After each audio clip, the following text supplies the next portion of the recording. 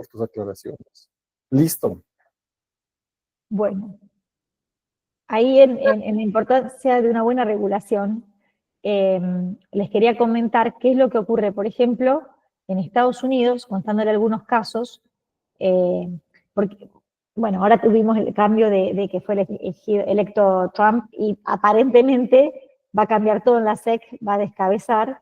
De hecho, hoy leí, unos minutos antes de la clase, que hay 18 estados que le hicieron un juicio a la SEC por tener una política tan contraria al desarrollo cripto.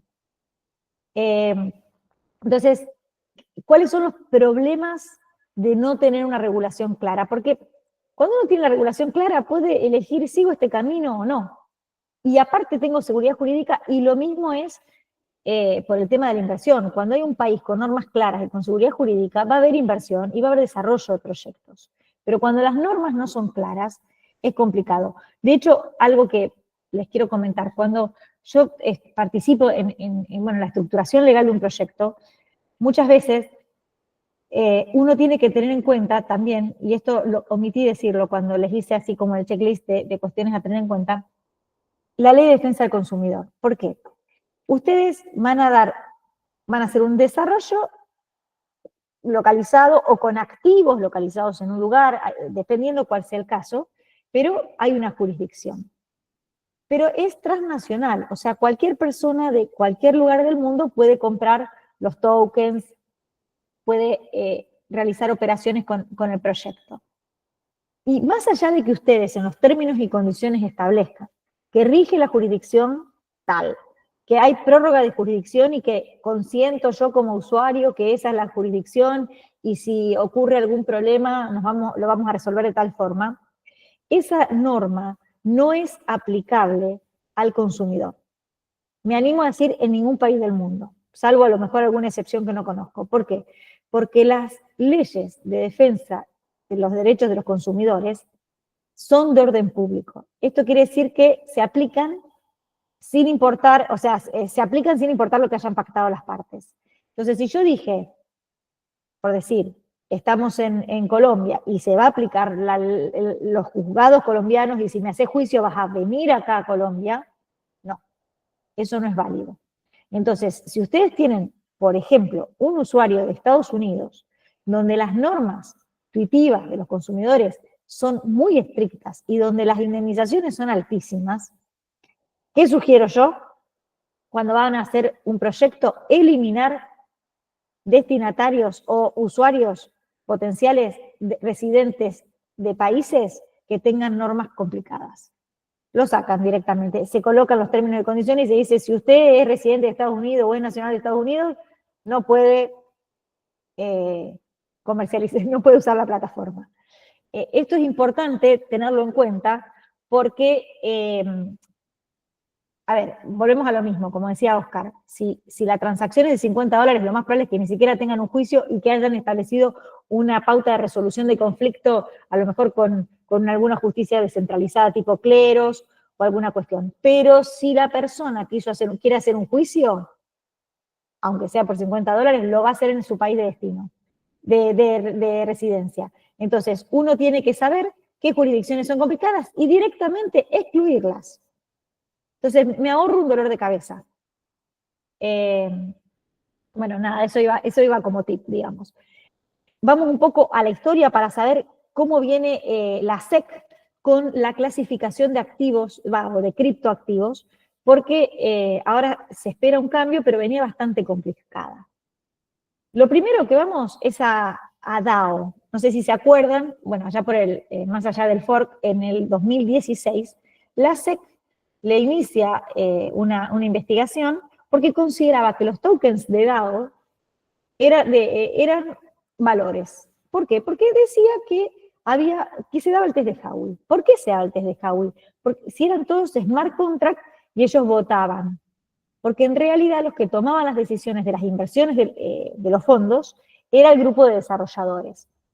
Era un grupo selecto. Entonces, ¿qué concluyó la SEC? No, mira, vos tenés el token, pero en realidad la rentabilidad que obtenés por estos fondos te la da el trabajo de la toma de decisiones de este grupo más pequeño. No, por más que sea una DAO. No obstante, nadie fue preso, no hubo multas ni nada, porque era muy incipiente, no estaban muy claras las normas, pero acá yo les pongo la importancia de conocer la historia, porque cuando uno conoce qué pasa con otros proyectos, puede construir sobre eso y encontrar quizás un camino que sí le sirva a uno, sin irme tan lejos del proyecto de eso. Ahí se creó, por ejemplo, DELAO. ¿Qué es DELAO? Tomando en cuenta lo que ocurrió con DEDAO, DELAO es un desarrollo que sí se constituyó la DAO en una LLC, como yo les contaba, o sea, ya tiene protección jurídica esa DAO, de manera que no son responsables los token holders, sino que, o sea, son responsables limitados, solamente por la participación, como en una sociedad. Pero ¿qué fue lo interesante? Que acá ya no era un grupo chiquito el que tomaba las decisiones. Se constituyó de manera que no del test de Howey. ¿Cómo? Logrando que la participación de todos los miembros sea activa, que la decisión se tome entre todos. Entonces establecieron, era por smart contract y votaban todos en qué se invertía y en qué no. De esta manera la SEC no pudo decir nada. Entonces, esto lo tiro como para decir, bueno, a veces ocurre algo malo y uno dice, uy, qué mal, pero hay que pensar fuera de la caja porque se le puede encontrar una vuelta y estar en la regulación sin ningún problema. ¿Qué viene ocurriendo? A fines del 2020, la SEC le hizo a Ripple una demanda. ¿Por qué? Porque consideraba que el token era un valor negociable. ¿Qué es lo que piensa la SEC hasta hoy? Porque puede cambiar.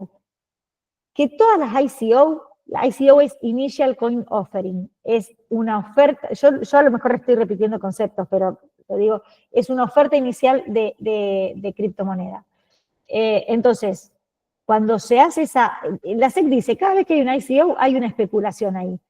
Eso es un valor. La tiene así fija como que es así y no lo estamos pudiendo correr de ese escenario. Pero Ripple ganó la batalla judicial en julio del año pasado y se consideró que no era un valor negociable su token, un security, no era un security. Con lo cual, esa fue una gran batalla para las criptomonedas. Pero ese mismo año, un mes antes, ya le había iniciado a Coinbase y a Binance lo mismo. Porque, ¿qué decía? Que ellos vendían, vendían tokens que eran securities. ADA, las nombradas, ADA, MANA, Solana, Sol, BNB. Para ella, como estaban todas por ICO, eran todos security. Esos dos juicios todavía no concluyeron. Bueno, ¿qué pasó? La SEC se dio cuenta de que se había ido por ahí demasiado lejos y metió una adenda, digamos, adaptó la demanda, o sea que como que la restringió, antes era más amplia, la restringió, y un punto que sí tiene diferente respecto de Coinbase y no de Binance, es que a Coinbase le dice que con el staking que ofrece Coinbase, que Coinbase ofrece la posibilidad de obtener recompensas a través del staking de aquellas criptomonedas que tengan el protocolo de consenso Proof of Stake. Ahí hizo un punto diferencial y le dice, ahí tenés un valor negociable. Estamos a la espera, todo parece indicar que con el cambio de Trump esto se dé vuelta. ¿Qué ocurre con Bitcoin y con Ethereum? Los considera commodity, no security. ¿Por qué? Porque la descentralización, parecido a lo que les contaba de Lao, la descentralización hace que no haya un tercero y que no haya una especulación, sino que se generan a través de un protocolo de consenso, bueno, descentralizado y no hay una persona que genere la ganancia para el resto, por decirlo de alguna manera. En definitiva, ¿qué podemos concluir? La SEC no tiene una categoría de qué es security o qué es utility. La SEC nos da el test de Howey. Si pasa el test de Howey, no es título valor. Si se queda ahí adentro, o sea, si es test de Howey, si nos da positivo el test de Howey, es un security. Y entonces aplican las diferentes normativas. Distinto es lo que ocurre en la Unión Europea. En la Unión Europea, los security tokens están detallados. Es mucho más fácil saber qué constituye un security y qué no. Porque hay una normativa que se llama MiFID II que detalla todos los instrumentos financieros. Y lo bueno es que agregó en una última modificación que aquellos instrumentos financieros registrados en DLT también tienen las mismas consecuencias jurídicas que los tradicionales, con lo cual ya tienen fuerza ejecutiva, es decir, los reconoce la regulación. Es muy importante lo que está ocurriendo en la Unión Europea en este sentido. ¿Qué regula MiCA? MiCA regula las stablecoins y los utility tokens. No regula los NFT, o sea que cualquier operación que ustedes realicen con NFT en MiCA, en principio no cae en ninguna regulación, no tienen que cumplir con nada de eso, si bien ya viene MiCA 2 y los van a ingresar, pero volvemos a lo mismo, una oferta pública de NFT tampoco es un security, porque el valor negociable tiene que estar como en serie, tienen que ser varios, tienen que ser iguales, tienen que ser transmisibles rápidamente. Un NFT es un único activo. Entonces yo puedo venderlo en un exchange y no tengo que cumplir con la normativa de la CNB. No es oferta pública. Y el utility token, según cuáles sean los derechos que da, en principio tampoco lo sería. ¿Qué regula MiCA? MiCA regula las stablecoins. Las divide en dos. Los e-money token, que es una stablecoin que tiene como subyacente una moneda fiat, y que incluso los bancos la podrían emitir. Bancos comerciales me refiero, no bancos centrales. Esas serían las CBDCs. Y el Asset Reference Token, que es una stablecoin que está respaldada en una canasta de monedas, o en una de moneda fiat, o en una canasta de materia prima, o en una canasta de criptoactivos. Y el utility, que es lo que habíamos dicho, que me da derecho a tener un producto o un servicio. Bueno, ¿qué pasa con la tributación de criptoactivos? Otro problema más que tenemos con la ley. Es difícil. En definitiva, ¿qué ocurre? Los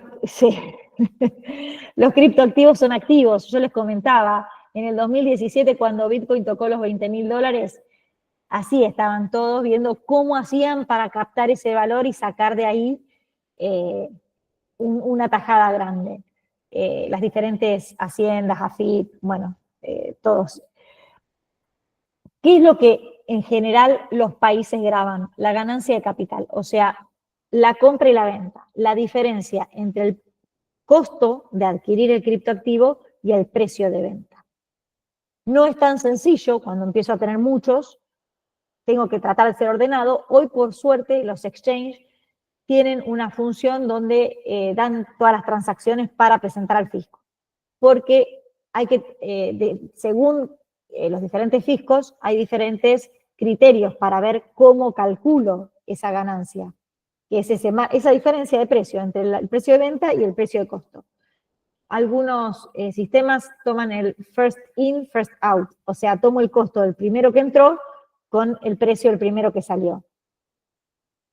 ¿Qué pasa con las empresas y los particulares? En general, las empresas tienen un tratamiento diferencial y van a pagar ganancias por todas sus operaciones y por una alícuota fija. En cambio, los particulares, normalmente, en la mayoría de los países, tienen alícuotas progresivas en función a la ganancia. Entonces, si gané poco, me aplican un porcentaje, si gané más, me aplican otro. En cambio, en las empresas en general es un porcentaje único que se aplica para todas.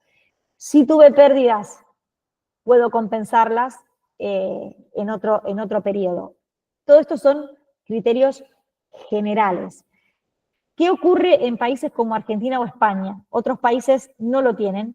Está el impuesto a los bienes personales, que es un impuesto tremendo, porque es un impuesto a la tenencia de los activos. Es decir, no solo porque compré y vendí, sino además porque los tengo. Es decir, yo ya pagué ganancias para tener la plata para comprar los criptoactivos. Y además tengo que pagar por tenerlos. Al 31 de diciembre de cada año se hace una evaluación de cuánto tengo en criptoactivos y sobre eso pago un porcentaje. Tremendo, pero lo tenemos. Y si se considera que el activo está en el exterior, pagamos más todavía. Así que España también lo tiene, sí. España lo tiene, pero lo que tiene España en cuanto a bienes personales es que el mínimo, hay un mínimo no imponible, yo pago este impuesto a partir de un determinado mínimo. El de España es mucho más alto. El nuestro, este año no sé, pero era como $500. O sea, tenés más de $500 en criptoactivo y pagás el 2%, el 1,5%, según cuánto te dé, de impuesto a los bienes personales. También se da el caso, según cómo esté la composición política del país. Yo, bueno, les hablo de mi país, que es tremendamente fiscalista. Nosotros tenemos una presión fiscal altísima. Las provincias, o sea, Argentina está dividida en provincias, que serían como los estados en Estados Unidos. Las provincias, además, también cobran impuestos a los criptoactivos, algunas. Entonces, no solo pagamos ganancia, no solo pagamos bienes personales, sino también pagamos ingresos brutos a los criptoactivos. Así que, bueno, es importante tener en cuenta cuál es la política fiscal de un país antes de llegar con un proyecto. Esto ya lo vimos, hablé bastante de todo lo que es el GAFI. AML es Anti-Money Laundering, o sea, lavado de activos, prevención de lavado de activos, y KYC eran conozca a su cliente. Bueno, no sé si yo los estoy cansando, no sé, Oscar, si vos querés hacer una pausa o yo sigo porque... No, estaba pensando, creo que todo está súper bien. Estaba pensando este tema de o sea, en realidad, dependiendo de donde estés tú, si tú tienes, o sea, tú compras un token y resulta que tuviste una utilidad sobre ese token. Yo tenía entendido que hasta que tú no lo movieras, tenías que pagar impuestos. O sea, yo pensé, en algún momento pensé que era así. Pero tú me dices que en algún lado simplemente pues que en algunos países, en algunas jurisdicciones, solo por tenerlos debes pagar impuestos. Así no los toques. Exactamente. Al 31 de diciembre en Argentina, en España no sé cuándo cierra el ejercicio, pero sí. Lo que sí tenés es un mínimo no imponible. Es decir, pagás a partir de determinado monto. Ah, ok. Pero igual es bajísimo. Claro, en Colombia también ¿Tienen bienes personales en Colombia? Porque yo chequeé y me parecía que no tenían bienes personales. Yo no lo he escuchado, pero no soy experto yo en chequeé, el tema. no tienen, perfecto. Sí, no, Colombia, México, no, es Argentina y España lo que vi. No, es una locura, es una locura. Claro. Ah, bueno, Andrés, que tú tenías la mano levantada, te ¿Ahí escuchamos. me escuchan o...? No, se Sí. te escucha muy bien, tranquilo, se lo escucha bien. Bueno, qué pena con ustedes hace un rato. Muchas gracias por el espacio y pues en principio era como haciendo una retrospectiva alrededor de pues el viaje que Ana había tenido en Europa. ¿Por qué tienen interés los inversores, bueno, españoles en ese caso, en invertir en Latinoamérica, teniendo en cuenta pues tantas restricciones por la regulación del MiCA alrededor de las stablecoins? O, bueno, esa era una. La otra era si un fideicomiso, pues es digamos una alternativa para poder gestionar, pues, cuántos beneficiarios puede tener un fideicomiso, ¿sí? Sí, bien. Te cuento lo que está pasando en Europa. Es que ellos ven que no termina de despegar el tema cripto. Por ejemplo, particularmente en España. Tienen la regulación. ¿Cómo se maneja el tema a nivel Unión Europea? Ellos tienen un reglamento base, que es MiCA, que les aplica a los 27 Estados miembros, pero después cada país, dentro de las cuestiones regulatorias, dentro de ese reglamento, o sea, en el ámbito que se permite, tiene sus propias reglamentaciones. En España no están pudiendo hacer tokenizaciones. ¿Por qué? Porque la primera emisión de un token la tienen que registrar en una ERIR, que es una entidad de registros de tokens. Todavía no hay ninguna autorizada. Hace un año que salió la reglamentación y todavía el regulador no autorizó ninguna ERIR. ¿Qué hizo Francia? ¿Qué hizo Italia? ¿Qué hicieron? Ya sacaron una reglamentación más rápida y dijeron, las ERIR pueden emitir sus propios tokens. La cuestión es que hay países que ya están despegando y España no. España viene más atrasado. ¿Qué pasó con las stablecoins? Les pusieron unas restricciones de volumen y de colateral. Entonces, no pueden transaccionar hasta determinado monto, las stablecoins, y además tienen que mantener un colateral por ejemplo, en depósitos bancarios. Yo no recuerdo si era un 60%, una cuestión así. Por eso Tether no sacó la licencia en MiCA, y solamente fue Circle, que sacó el USDC y ahora tiene el EUR-C, digamos, el euro, sí, de Circle. Entonces, hace poco leí un artículo que decía que Singapur está explotando por la flexibilidad en su regulación y España, la Unión Europea se está quedando, porque reguló, pero reguló de más. Ese es un miedo que tenemos acá en Argentina, que está empezando a regularse todo y decimos, pará, no copies MiCA. O sea, sacá lo bueno, pero no copiemos todos de los que ya empezaron, porque no está funcionando. Y lo que están diciendo en España es que se nos está yendo la gente a otros países de la Unión Europea, a la gente, los desarrollos, porque son más crypto-friendly, incluso dentro de MiCA. Y bueno, miran a la TAM porque lo que ven es terreno fértil para la regulación. Y lo que tenemos nosotros, a diferencia de Europa, nosotros no tenemos un acceso al crédito, o sea, es muy difícil para nosotros acceder al crédito. Voy a hablar en general, va a haber países que están con un desarrollo financiero mayor, pero las instituciones financieras, claro, un mercado sobreregulado. Las instituciones financieras no son tan sólidas acá, no hay mucha instrucción financiera, tenemos inflación, tenemos, en el caso, por ejemplo, de Argentina, restricciones cambiarias. Entonces, hay un uso y un desarrollo de la criptomoneda mayor a veces que en países de Europa. Por eso ellos ven que nuestra adopción es más simple, porque adoptamos la criptomoneda por necesidad, no como alternativa a lo que ya está, porque lo que tenemos es malo, tenemos monedas débiles, entonces para nosotros todo el ecosistema cripto implica mejoría. Yo les cuento esta anécdota, pero estaba hablando con unos holandeses sobre un desarrollo y en un momento le cuento una plataforma de tokenización y le cuento de la posibilidad de tokenizar inmuebles y de fraccionar. Y el holandés me dice, ¿pero por qué harías eso? Le digo, para vender el token más barato y que la gente... Pero no entiendo, dice, ¿quién te compraría ese token? Y entonces, claro, es otra realidad. Y realmente la tokenización para nosotros genera muchas ventajas. Perdón, y te contesto lo del fideicomiso. Es un contrato, no tiene límites de beneficiario. Sí, Muchas gracias. Excelente, muchas gracias. Vale, Sebastián, tú que tienes levantada la mano.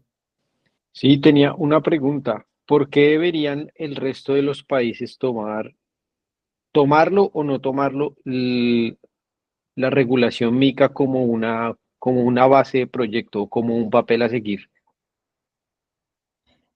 Bien, es muy amplia la pregunta porque MiCA regula muchísimos aspectos, no solo varios tokens, sino también regula a los emisores, a los proveedores de servicios de activos virtuales. Pero, por ejemplo, te cuento, bueno, este tema de la ERIR, que está pasando particularmente en España, en realidad España está quedando rezagado con relación a otros países. Nosotros, por ejemplo, en Argentina, estamos teniendo ahora una regulación de proveedores de servicios de activos virtuales, pero no de emisores de token.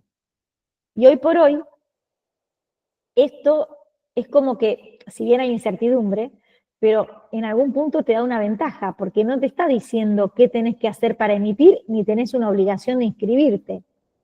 Entonces lo que estamos diciendo es, cuando nos pongan la reglamentación de los emisores, no la hagan tan difícil, porque yo, por ejemplo, asesoro varios proyectos de tokenización chicos, que compran una marca blanca, una licencia, y tokenizan. Un desarrollador inmobiliario que tokeniza X cantidad de unidades. Si me ponen una regulación para ese desarrollador inmobiliario que vende tokens chiquitos de 5 unidades, se hace inviable. Entonces, salvo que sea fácil, no sé, registrate, decime quién sos, cuál es tu modelo de negocios, más o menos, pero no me ahogues. Creo que lo que está pasando con MiCA es eso, que se hizo para los grandes y no está permitiendo el desarrollo de los chiquitos. En Singapur, por ejemplo, la normativa permite que según cuál sea tu capital o tu nivel de operaciones, vayas teniendo más o mayores riesgos, mayores reglas. Es decir, las reglas aumentan a medida que vas creciendo. Y eso me pareció muy bueno. por ejemplo, acá acaba de surgir, en Argentina tenemos sale ahora la regulación de los proveedores de servicios activos virtuales, sale ahora un registro, o sea, ya está el registro, pero lo que sale es un registro con más exigencias, y en la consulta pública, yo estuve ahí en la reunión con las autoridades del regulador, y un punto que ellos establecían es cuál es el capital mínimo. Y establecían, no era tan alto el capital, pero porque quisieron hacer algo razonable, pero por ejemplo un capital mínimo de $25.000 si se hacía custodia, 70.000 si se hacía intercambio. Y si había 2 actividades no se sumaban, pero se dejaba el capital mayor. Pero ¿qué pasa? Si la operación de este proveedor de servicios activos virtuales era menor a $2,5 millones, podés tener la mitad del capital. Esas cosas son muy importantes, porque si uno recién empieza, no me pidas el capital de máxima, déjame empezar con el capital al 50% y después lo subo. Entonces, cuando la regulación es escalonada, facilita el crecimiento, y MiCA no es escalonada. Pues, sí, pues una línea que no puedes pasar. Y te deja fuera. Ay, vale, Ana, muchas gracias. Yo creo que Perdón, no quiero ser tan contundente porque esto es genérico, puede haber casos de estudio y de lugares donde sí permita el desarrollo, es un análisis genérico, ¿no? bueno, ahorita No vayan a Europa. ahorita para que nos des tus redes y todo, pues porque creo que mucha gente tendrá consultas muy, muy específicas.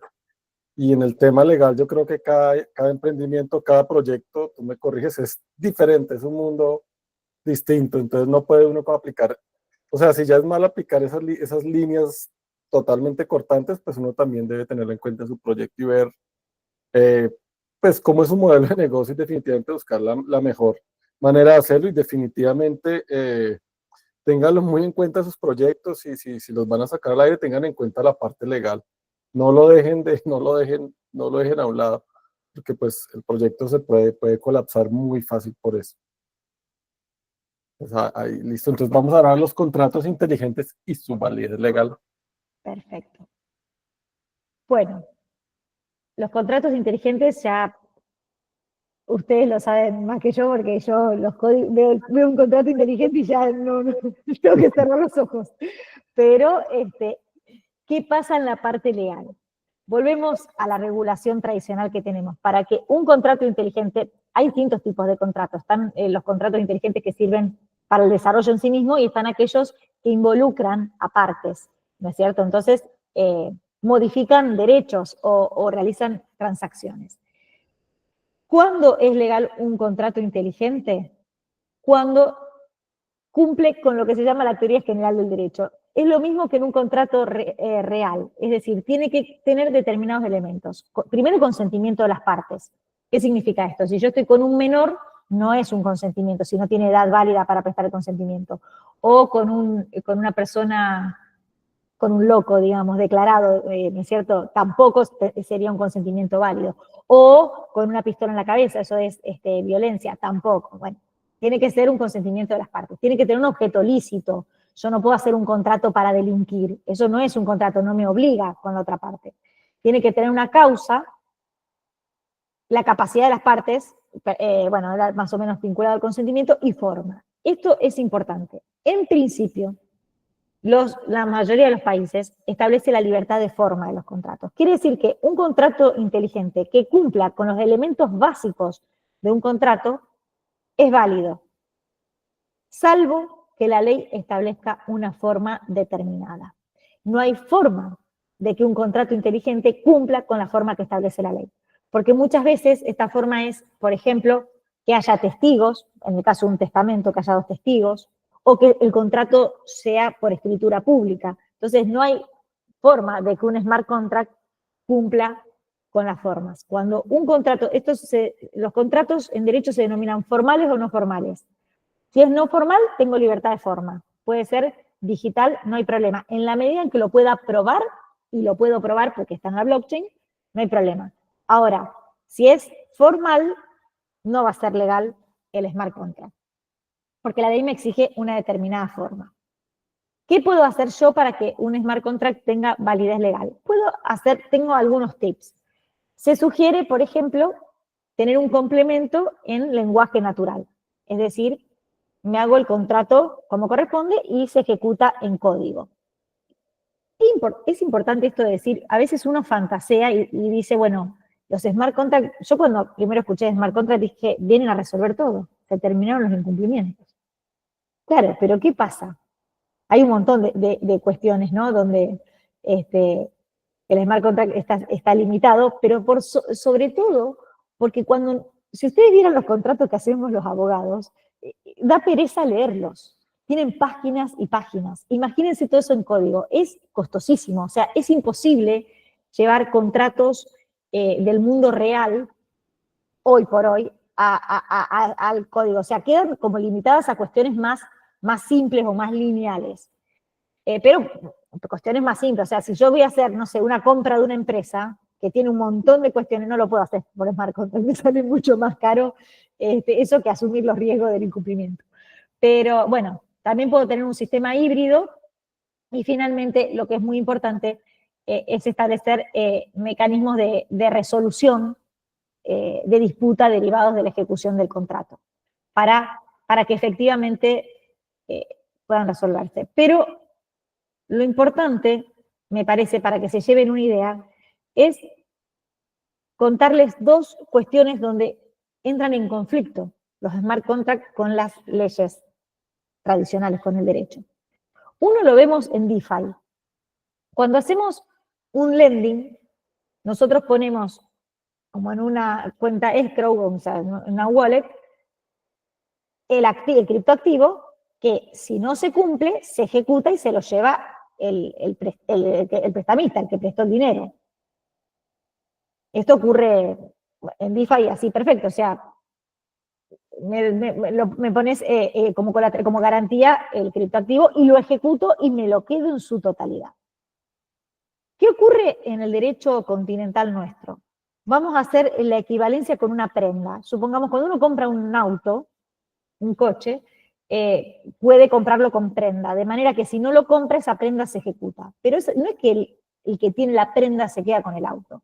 Se ejecuta judicialmente en un juicio donde se subasta el bien, se paga el crédito y el resto va al titular del bien. Esto es para proteger de abusos y estas cuestiones. Esto no ocurre en DeFi. En DeFi directamente me sacan el criptoactivo, es decir, que se están violando las leyes de fondo que son de orden público, porque son para proteger justamente al titular del bien. Esto es completamente incompatible con el derecho, para que ustedes se den una idea. Otra cuestión ocurre con los testamentos. Supongamos que uno hace un testamento y yo tengo un testamento, yo tengo 2 hijos, hago un smart contract y digo que el día que me muera, de mi wallet se divida por la mitad a mis hijos, saque otra parte para pagar los impuestos y ya está. Un oráculo que va y, no sé, al registro de funciones y que dice que cuando me morí, ya está. O que chequee mi actividad de mis correos electrónicos y durante un mes yo no mandé nada, es porque algo me pasó. Supongamos que esa es la condición para que se ejecute. Y se ejecuta. La realidad es que en la mayoría de los derechos continentales, que es en toda Latinoamérica, los testamentos tienen que cumplir con formas. Y además deben ser aceptados por un juez. Y después recién se dividen los activos. Esto quiere decir que yo ya me morí y se distribuyeron mis activos como si fuese un testamento de manera automática.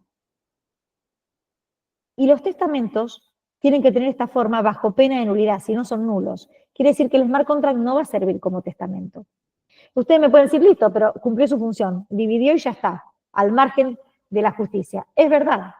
Pero ¿qué pasa? Si yo en ese smart contract le tiré, no sé, tengo un amigo o lo que sea, y le di bienes míos que no correspondían, el smart contract se ejecutó.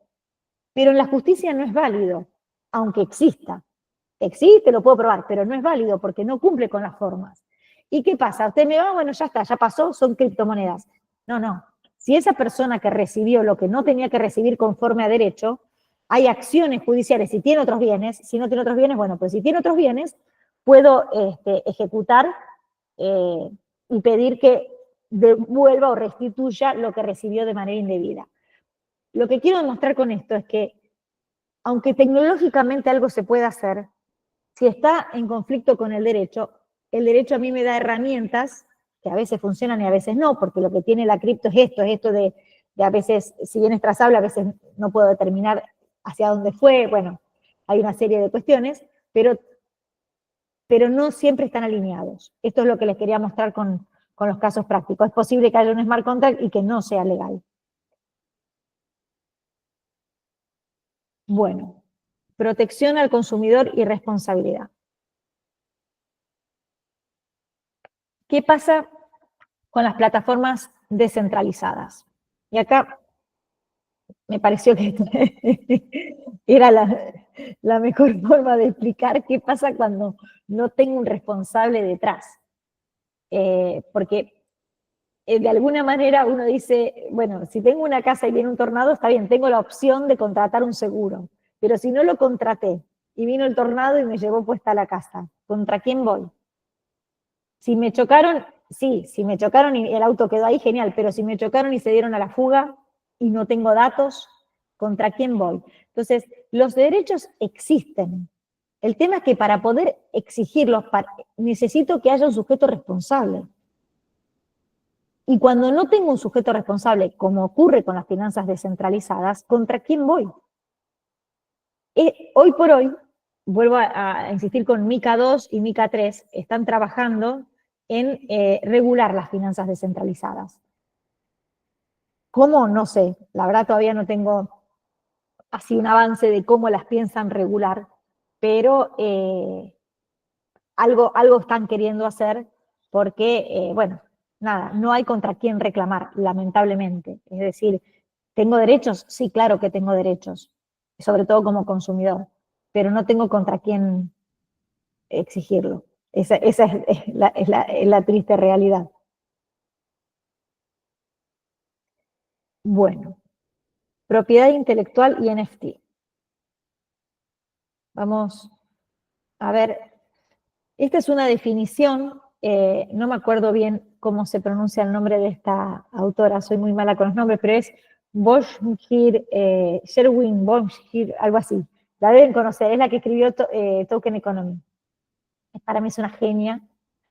Y esta es la definición que ella hace de NFT, y me pareció súper interesante porque no solo habla de que el NFT representa derechos sobre algo único, sino también de diferentes niveles de control de esos derechos de propiedad.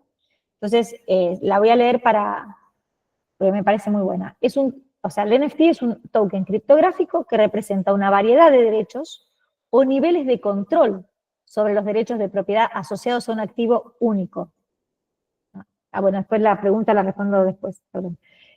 Con características específicas que lo diferencian de otros tokens, incluso si representan activos similares. Y acá, cuando uno, bueno, si bien el tema del boom de los NFT ya pasó, bueno, no es que no sirvan o no sigan estando, pero hubo un boom, una burbuja de especulación que después terminó cayendo. Pero es importante tener en cuenta que cuando yo compro un NFT, estoy adquiriendo el control de ese token, la propiedad del token, si se quiere, pero no del subyacente.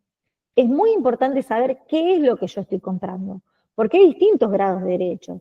En general, lo que estoy comprando cuando te refieren a los NFT de criptoarte o de arte en general, son un derecho de uso personal. Lo puedo usar como avatar en mis redes sociales, lo puedo colgar en una galería digital, en un metaverso, pero no puedo hacer remeras con el NFT, no puedo explotarlo económicamente, salvo que haya un contrato específico donde cuando lo compro me diga que estoy adquiriendo esos derechos. Hay distintos derechos, grados de derechos intelectuales.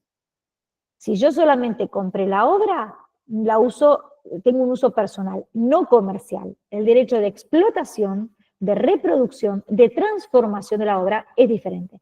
Y esto va para todo. Acá estamos con el arte, pero va en general. Yo siempre tengo que ver cuál es el derecho que estoy adquiriendo, porque el token, de hecho, cuando hablamos de tokenización inmobiliaria, por ejemplo, yo no estoy adquiriendo una porción del inmueble. Lo más probable es que, y no lo más probable, se los aseguro porque no hay muy poca normativa por ahí en Suiza, habría que ver, pero no está la posibilidad de fraccionar los derechos reales, porque necesito de la forma de la escritura pública. Entonces, lo único que puedo hacer on-chain es representar un derecho personal, de manera que cuando yo adquiero un token inmobiliario, lo que estoy adquiriendo es o una posición en un fideicomiso o una acción de una empresa que es la titular del inmueble. Entonces estoy adquiriendo una participación en un vehículo jurídico que es el titular del inmueble. No tengo derecho de posesión, no tengo derecho de propiedad fraccionado sobre el inmueble.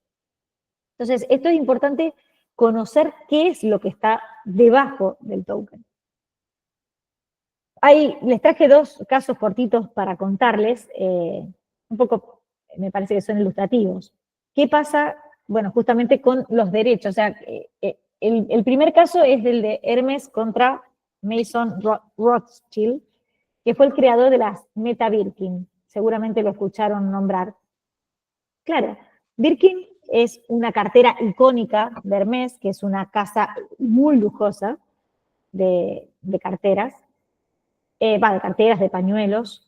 ¿Y qué hizo? Hizo una Meta Birkin para el metaverso.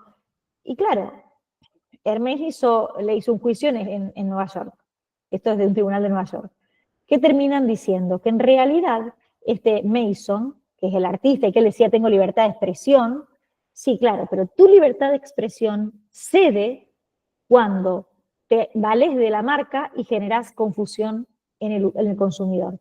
¿Por qué? Porque él está usando un nombre, una forma, que todos piensan que están comprando una Birkin. Y en realidad no están comprando el NFT de una Birkin, están comprando algo que hizo Mason. Entonces pierde el juicio Mason y tuvo que pagar la indemnización. Y por otro lado tenemos el caso de Begap contra Mango. Begap es como la asociación de los artistas visuales. ¿Qué hizo Mango? Mango tenía 5 cuadros comprados, reales, de artistas catalanes. Uno de ellos era Miró. Estaba por abrir en el 2022 un local, una tienda muy grande en Nueva York, y dijo, la inauguración la voy a hacer con NFT de estos cuadros. Y sacó los NFT, y ahí vino Begap a decirle, vos no tenés los derechos de explotación de esta marca, de estos cuadros, porque esos son derechos de autor, son derechos que pertenecen al autor del cuadro. Y en realidad pierde Begap y gana Mango, si bien fue bastante criticada por los abogados de propiedad intelectual, pero en definitiva, ¿qué dice la sentencia? Dice, esto no es una explotación de la obra, es una transformación, es una obra nueva. El NFT es una obra nueva. Entonces, quedó con ese concepto. Este fue el primer caso español, y 2 de los que más resaltaron. Bueno, ya estamos llegando al final porque no sé si los agoté, hablo mucho. Tendencias futuras. ¿Cómo viene el tema? Yo creo que viene bien. Creo que está madurando el ecosistema. Creo que Latinoamérica está regulando. Y tiene que tener toda una estandarización, porque todavía hay mucha dispersión entre las distintas jurisdicciones. Les cuento un caso. Estoy asesorando a una empresa que está radicada en El Salvador, y tengo que ver si el concepto de activo virtual de El Salvador es compatible con el concepto de activo virtual en Argentina. Y dentro de eso, ¿qué regula? ¿Qué exigencias tiene? Si van a hacer un security, ¿qué exigencias tengo acá? Es como que es mucho esfuerzo conciliar cuando hay una expansión. Y yo creo que va a ir todo va a tender a una estandarización. De hecho, UNCITRAL, que es como un organismo supra que tira directrices a nivel de derecho internacional, privado, está tirando modelos, que la idea es que los países lo adapten. Lo que pasa es que todavía falta. O sea, esto es una percepción personal, pero falta. Estamos construyendo y y haciendo prueba y error, ¿no? Estamos con Sandbox, estamos en etapas iniciales, todavía nos falta para que esto despegue y se estandarice. Pero bueno, no sé, esa es mi percepción. No sé, Oscar, ¿qué pensás vos? Wow, es que de pronto a nivel técnico vienen muchas cosas, como tú dices, vienen muchos estándares, sobre todo desde la Ethereum Foundation están creando estándares, pero siempre habrá ese vacío, como tú decís, como nos comentas, entre los bytes y los átomos. Y creo que esa es la brecha que a veces digo, no, se está reduciendo y a veces digo, no, se está ampliando. Y va muy en condición, no podemos negarlo, del mercado. Ahorita que el Bitcoin se subió, todo el mundo quiere cripto y cripto van a haber muchas, pero sabemos que esos son ciclos. Yo no entiendo mucho de esos, pero sé que son ciclos y probablemente cuando vuelva a bajar, entonces ya venga la contraparte a decir, no, ya no queremos tanto cripto. Pero definitivamente, y cito lo que tú nos comentaste hace un rato, es una tierra fértil.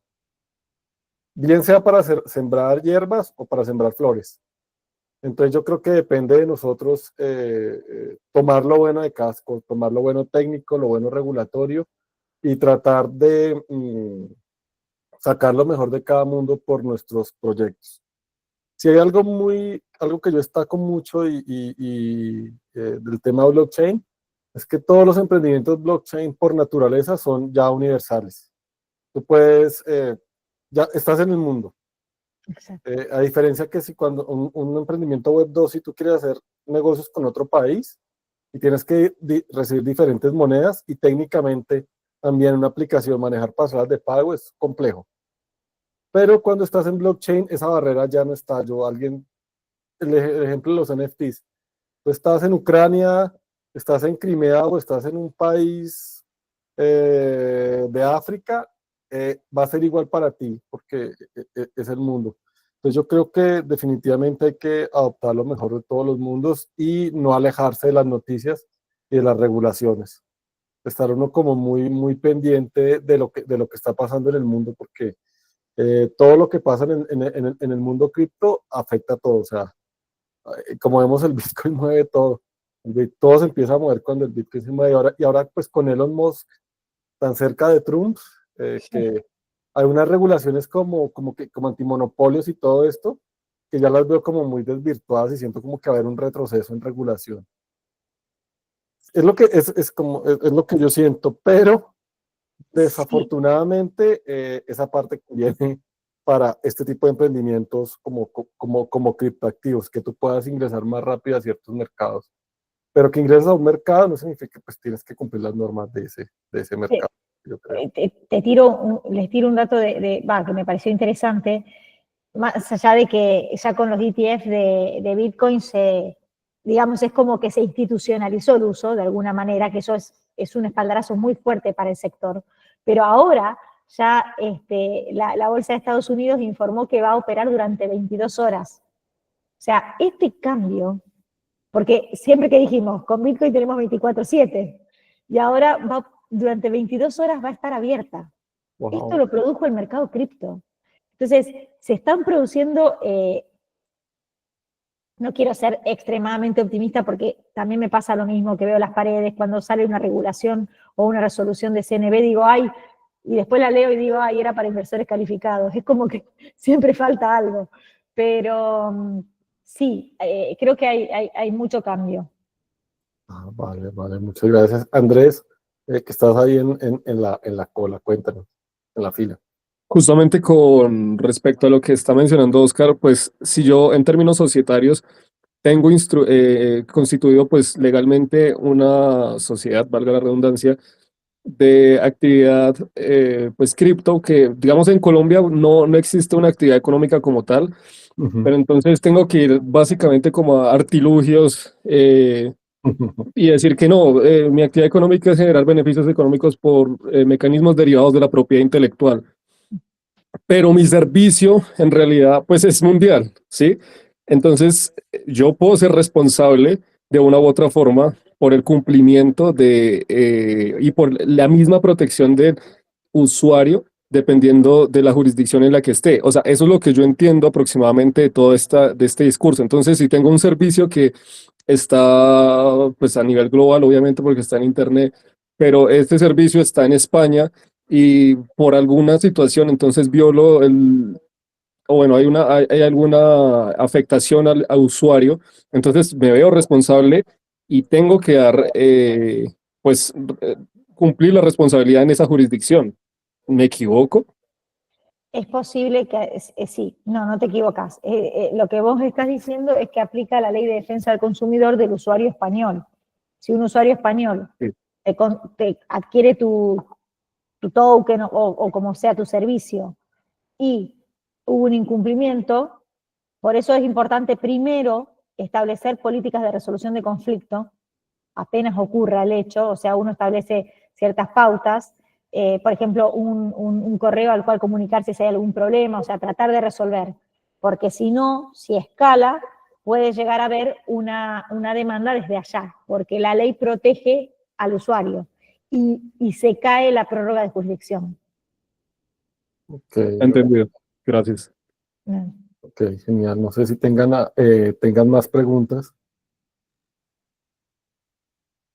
Bueno, mientras piensan, Ana, bueno, Sebastián, nos ha levantado la mano. La pregunta sería, pues, importante poder tener las redes sociales de Anelisa, Sí. y en dónde podemos encontrar, digamos, más información o personas que estén capacitadas, digamos, en leyes de lo que está pasando. Directamente hablo de mi experiencia, yo vivo en los Estados Unidos y para los que estamos metidos en esto ya hace un par de años, vemos en teoría con buenos ojos, entre comillas, la llegada de la elección de Donald Trump, siempre y cuando nosotros, como entendemos la industria, quisiéramos que las leyes, digamos, funcionaran de esa forma, pero él y las personas que vayan a estar en cargo de pasar los proyectos de ley, de pronto incluir a Bitcoin como una reserva de valor en los Estados Unidos, cómo se van a ver las nuevas regulaciones para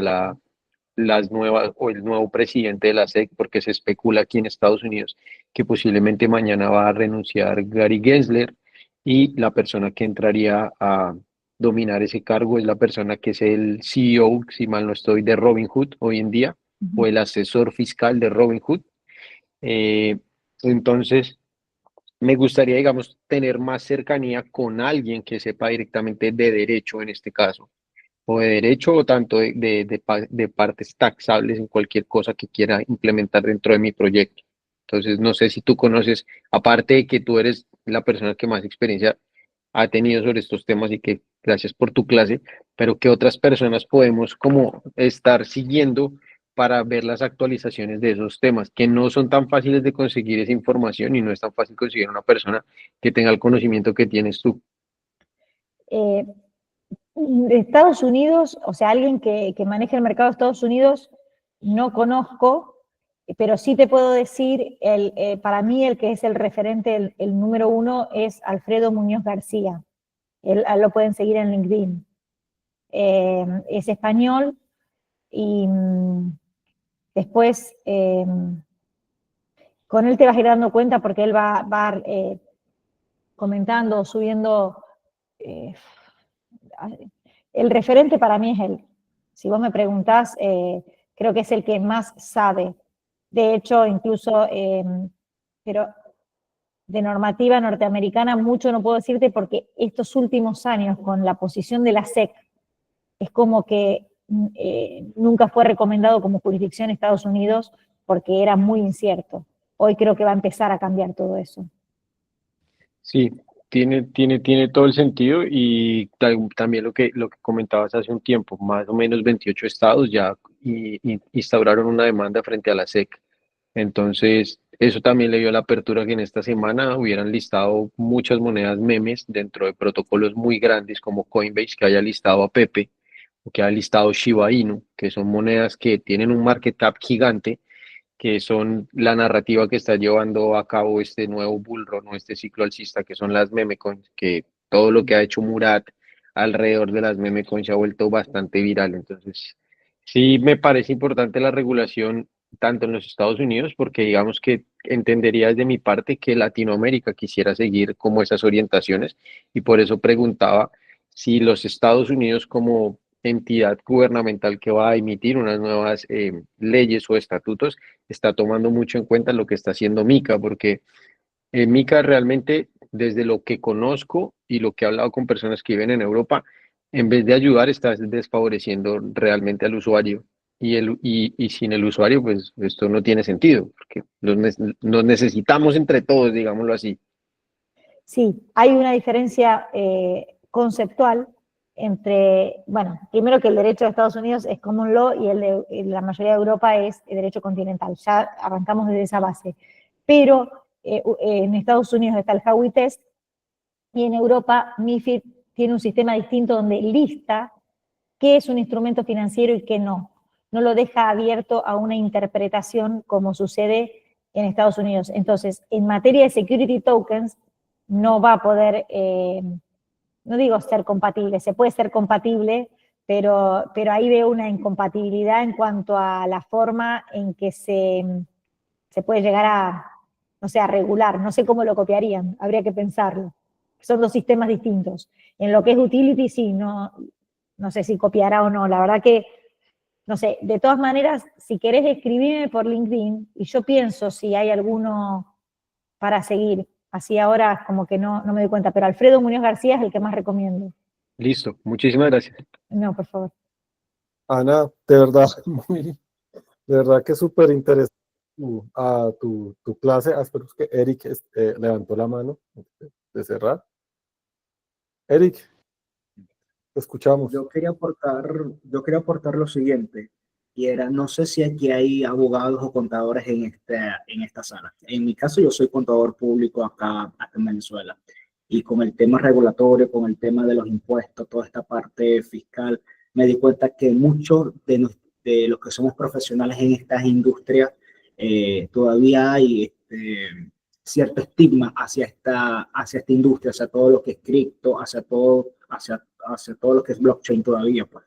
Y yo pienso que estos espacios son muy importantes porque debemos educarnos entre todos nosotros, y mientras más educados estemos nosotros con estos temas regulatorios, más claro estemos nosotros con todos estos temas, podemos de alguna forma impulsar, aunque sea culturalmente, una mejor regulación realmente para nuestros países. En mi caso, son muy pocos los contadores públicos que conozco que realmente se han metido en estos temas de cripto, de blockchain.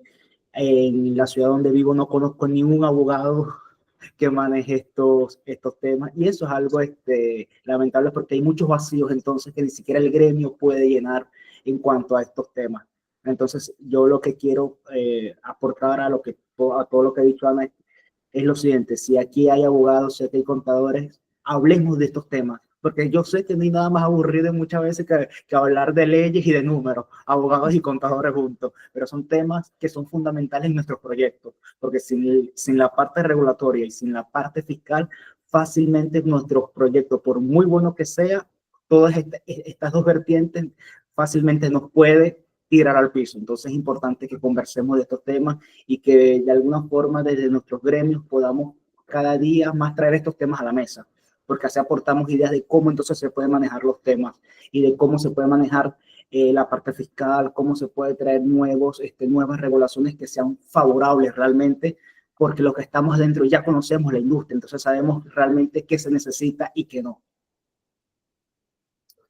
Total, Sí. total. Es así. Rocío, y ya con Rocío cerramos. Te escuchamos, Rocío. Gracias. Gracias por darme la palabra, que ya habían casi cerrado. No, tranquila. Bueno, listo. Gracias, Oscar. No, con respecto a lo que acaba de decir Eric, me parece muy interesante porque realmente cuando conocimos Bitcoin en el 2017, que es tarde porque pues surgió en el 2008, pero que ya en Latinoamérica se estaba dando a conocer, uno hablaba y casi que le hacían la cruz de Drácula. Mejor dicho, no me hable de Bitcoin, porque los medios, el gobierno, todo el mundo le hacía la mala propaganda, hasta lo confundían con pirámides. Entonces, sí, los gobiernos han estado muy muy reacios a entrar en este mundo. Sin embargo, ya vemos que hay bancos que han sacado criptomonedas. Y eso me llama mucho la atención porque ellos al principio son reacios, pero cuando ven que la gente está cogiendo impulso, entonces ahí sí dicen, venga, ¿cómo es esto?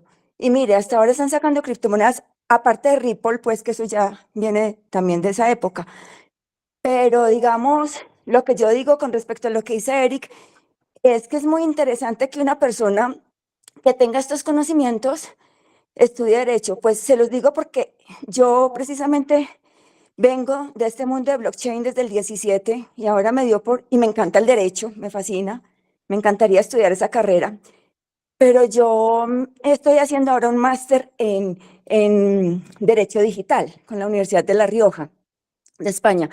Entonces, me parece súper interesante porque de pronto yo ya tengo un paradigma muy diferente porque no soy ni abogada ni financiera. Entonces, de pronto, la mente de nosotros que venimos con cripto, pues o con blockchain, con lo que sea, con lo descentralizado, venimos desde esa época, tenemos una mentalidad más abierta, más anarquista quizá, no sé, pero entonces es muy difícil cambiarle el paradigma a una persona que solo se rige porque las finanzas funcionan solo con estas fórmulas y ya, y no hay más fórmulas para que las finanzas funcionen. Entonces, pues no es nada de culpa ni estigmatismo, pero es que es como nos han enseñado desde siempre en otros paradigmas que hay, como el religioso, como el científico, como el político, esos cuatro paradigmas que nos rigen. Entonces, aquí es como invitar a tener mente abierta y de verdad que es bien interesante.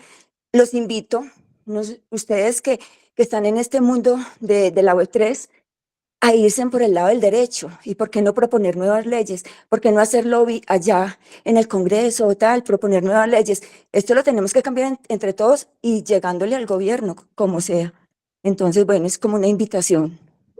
No, vale, Rocío, muchas gracias, ¿no? No, definitivamente, así es. Ana, muchas gracias por acompañarnos hoy, por darnos todos estos tips. Yo me voy con un antes y un después, antes de la clase y después de la clase. Yo en realidad no sé, usted es pues la primera abogada que yo, y abogado en general que conozco que sabe de temas cripto, no. Hay gente que dice que sabe, pero que en realidad no sabe, porque pues ya cuando uno habla con ellos, pues se da cuenta que definitivamente no. Entonces, muchas gracias por tu tiempo. Ya definitivamente nos llevamos unos mensajes muy buenos, no aterrados. Yo creo que siempre el futuro va a ser incierto, pero no se les olvide, suelo fértil y está de nosotros o sembrar hierba o sembrar flores, y creo que tenemos todo para sembrar esas lindas flores y que nos una a nosotros más como latinoamericanos. Entonces, no. Feliz noche para todos y nuevamente muchas gracias, Ana, por tu clase. Bueno, no, gracias a ustedes, para mí un placer. Yo estoy a disposición, ahí están mis datos. Y sí, esto se construye entre todos, así que a disposición. Y gracias por la invitación, Oscar. Vale, pues gracias a ti, gracias a todos y feliz noche, que estén muy bien. Hasta luego. Oscar, ¿hay bien, algún sí. número para la clase? ¿Alguna clave? No, es que creo que hay un ¿No? problema con el Moodle, pero tranquilos que yo tomé los correos de los que estaban acá. Ah, listo, perfecto. Gracias. Bueno, que estés Buenas muy bien. Muchas gracias. Hasta luego.